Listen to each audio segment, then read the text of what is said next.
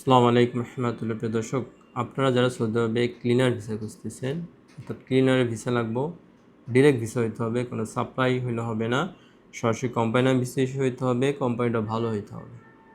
এরকম যারা আছেন এখানে ট্রাই করেন।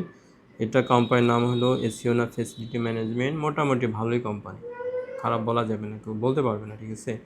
এবং সরাসরি কোম্পানির নামে ভিসা ইস্যু হবে। এটা আগামী 30 জুন ডেলিগেট হবে মঙ্গলবার, ঠিক আছে।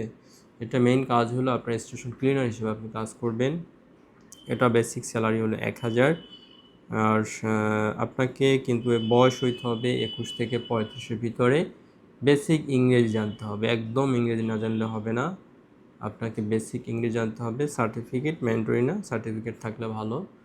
আর হলো বয়স হইতে আমি বললাম 21 থেকে 35-এর ভিতরে হইতে হবে।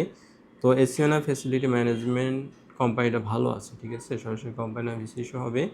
আর কস্টিংটাও মোটামুটি কম আছে ভাই, ঠিক আছে।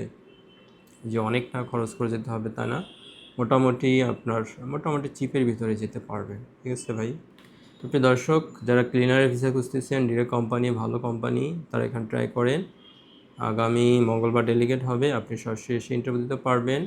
আপনার মেন পাসপোর্ট নিয়ে আসতে হবে, আপনার ফিক্সার নিয়ে আসবেন, ঠিক আছে। আর অভিজ্ঞতা সার্টিফিকেট তো ম্যান্ডেটরি না।